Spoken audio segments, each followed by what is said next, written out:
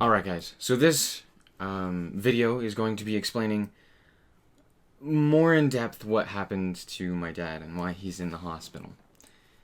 So, clear back, like, when I was born, basically, I think in the year 2002, my dad discovered that he had a brain tumor. More specifically, a tumor on his pituitary gland, which is the thing that controls your growth, right? And so he had to go in for a surgery to get rid of that. Well, they tried to get rid of it several times. They went in twice through the nose and once through the head. And we thought we had gotten it. After we had gone through the head, we figured it was gone. It was off his pituitary gland. That was in 2015, I believe. I could be wrong on that date.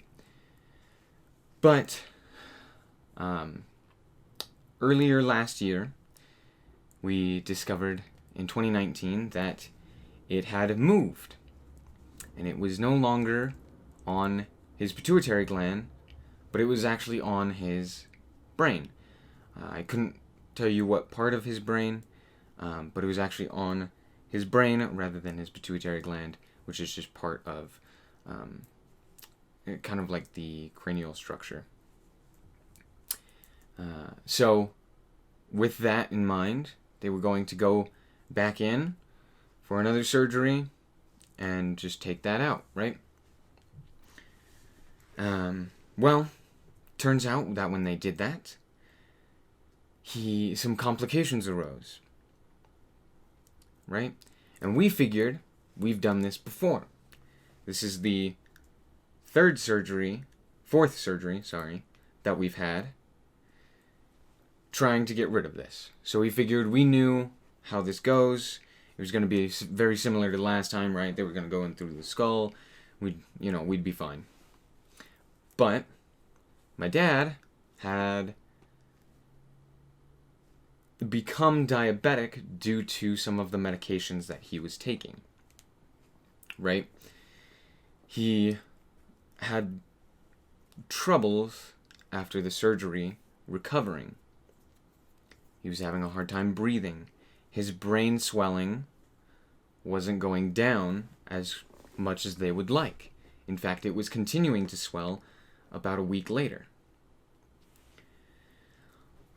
So he went in on a Tuesday, and on Sunday, we found out that he needed to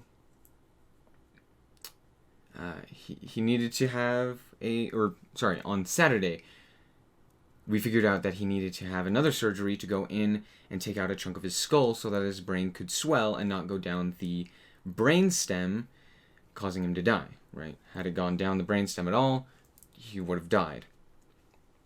So they went in and took out a chunk of his skull. Well, during that procedure, they found out that his lungs were stiff, causing him to not be able to breathe without assistance. So they had to put him onto another machine just to help him breathe. And this whole time he is heavily sedated, right? They have to take care of his diabetes as well.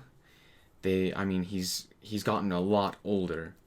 It's been basically 2 decades that we've been dealing with this. So this time it is significantly more difficult for him, just due to his age and his immune system being weaker.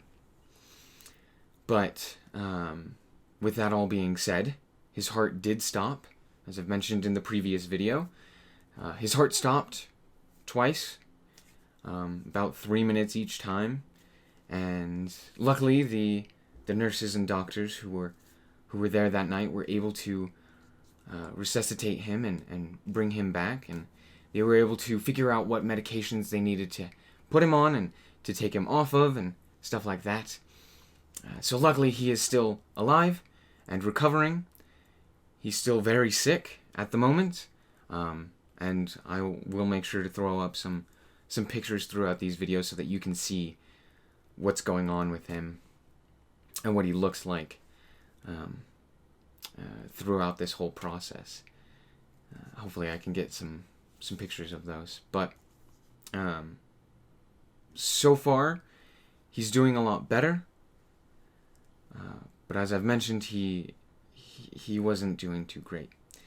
In fact, they had to go in a third time within a week to take out, or a second time to take out a chunk of his skull.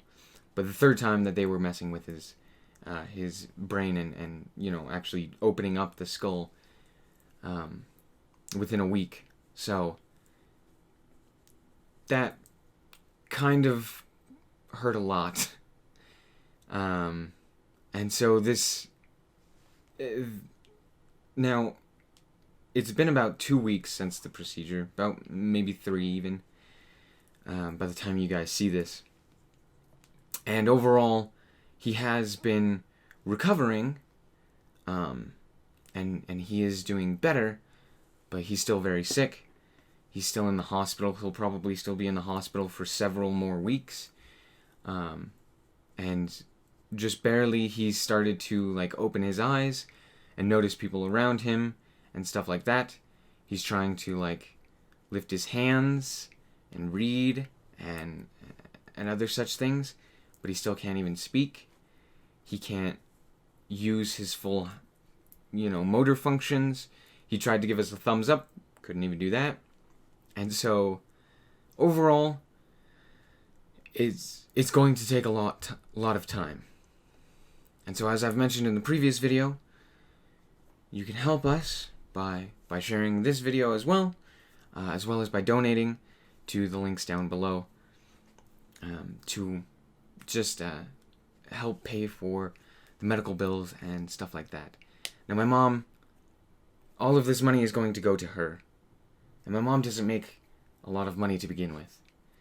And my dad doesn't even make a lot of money to begin with. He works for a non-profit organization. But overall, at the moment, he can't even work. And for several months, he may not be able to work. In fact, he may not be able to work ever again. Because he may not be able to walk. He may not be able to use certain parts of his memory. He may not be able to, speak correctly or anything like that, which could very well cause him to no longer be able to work. And this feels so weird to ask for your help, but I really do need it. My mom really needs your help. And so I want to do what I can. So as I've said, down below, there are links that you guys can go donate to. If you want even something, you can check out the Patreon. But if you just want to donate, you can check out the GoFundMe. Anyway, thank you guys so much for watching till the end. It helps out a lot if you guys share this video and get it around. If you don't want to, if you don't know me, I completely understand. But thank you guys for listening to my story. Anyway, bye-bye.